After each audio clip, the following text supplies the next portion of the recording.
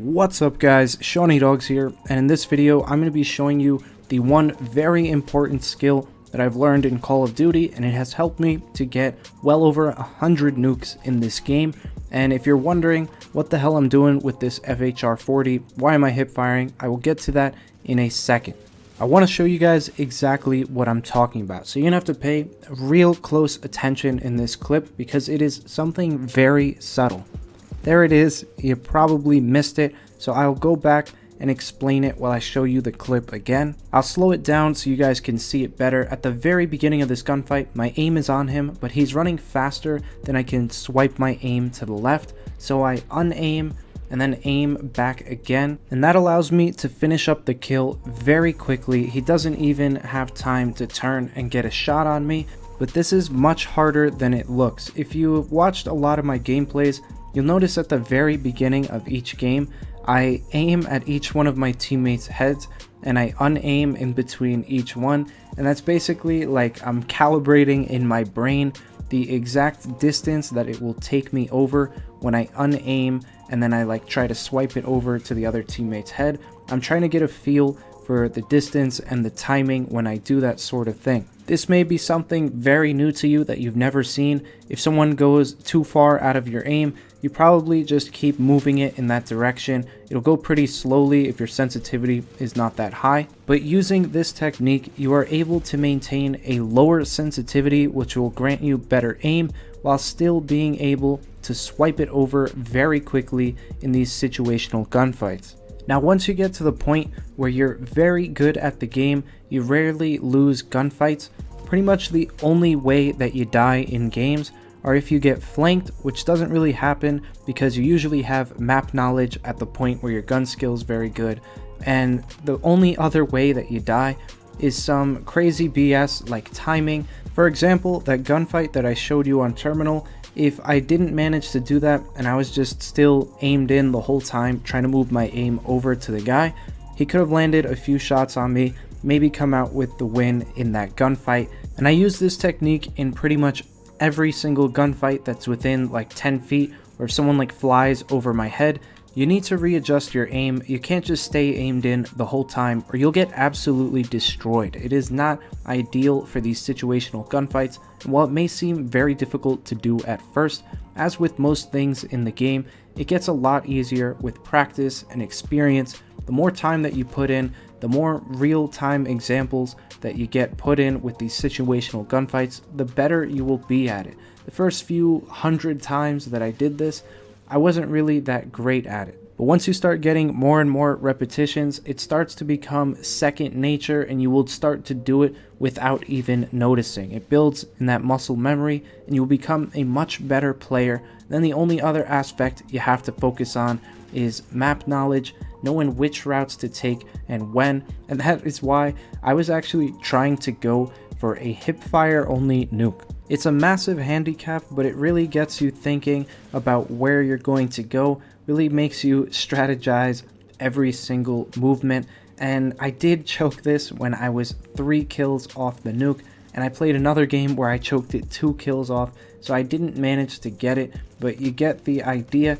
You basically just gotta focus on map knowledge, and once you get the basic gunfights down, you gotta prepare for these situational gunfights where people aren't where you expect them, or they come out of random places a little bit too fast and you're not ready for the gunfight. The only way to win those consistently is by utilizing this technique, and just for a point of reference, I play on 4 sensitivity, and that is what best suits me when I'm trying to do this. Don't think that means you have to use the exact same sensitivity that I'm using. Feel free to use whatever you want, whatever feels comfortable and allows you to win the most gunfights. That is the best sensitivity for you. But if you've never tried doing this, I'm sure you've thought about it sometimes, like you were in a gunfight and you tried to move your aim and it was just too slow and you died because of it. This is the one way around that, and again, it's really hard at first because it does move a lot faster than when you're aimed down the sight, but you will get used to it fairly quickly. It's not like the momentum is going to change in different gunfights. If you stay on the same sensitivity, it will be the same forever, and you can just consistently get better at it because it's just the same thing over and over again. Once you have basic gunfights down, basic map knowledge, and you're pretty good at the movement system in the air, you're on the same playing field of most of the other good players on the game. Now what separates the good players from the great players is the map knowledge and this one technique. Once you get these two things down, you'll become a much better player overall. As far as map knowledge goes, you can improve that by watching other good players play the game or through your own experience. As for this technique, the real only way to improve is to just do it again 1,000 times over and over until you can perfect it. Now, if you're thinking of this in terms of the long run, the next Call of Duty is going back to boots on the ground, and it might stay boots on the ground based off of community feedback, so this skill might become entirely useless in a few months because that doesn't really exist when there's no air movement and people moving really fast. Maybe the occasional guy will sprint past you very quickly, but it will happen a hell of a lot less often than it does in these jetpacking Call of Duties. So if you have never done this before, and I just added a whole nother layer of complexity to the game that you're just not ready for, it's not a huge deal because it will pretty much become obsolete in the next few months. I'm sure a lot of people have never even heard of it. I've never seen any YouTuber cover it because it really is an advanced technique that not a lot of people use. But anyways, that is going to wrap it up for this video. I'll leave this gameplay up so you guys can see the choked streak on my 22. It was a pretty decent gameplay. I racked up a lot of kills, even if I couldn't aim. But anyways, if you did enjoy the video, please be sure to drop a like. Comment down below with any thoughts or questions you may have. I want to know if you've actually ever even heard of this. I'm interested to know. And as always, subscribe to the channel if you guys are new for some more great videos. And I'll see you in the next one. Peace.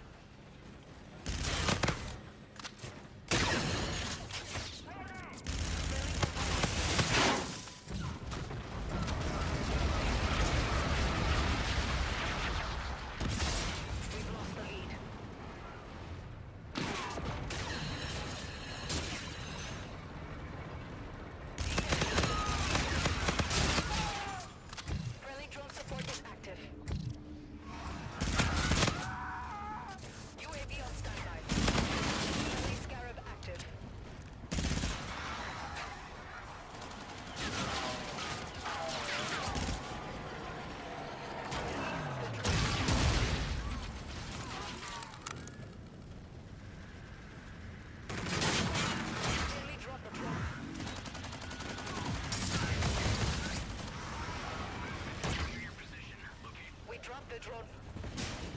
Enemy scarab active.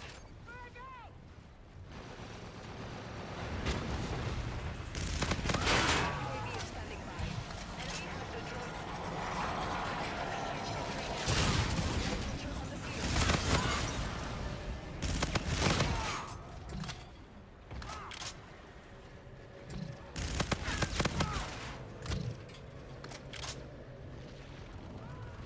Allied drone package entering airspace.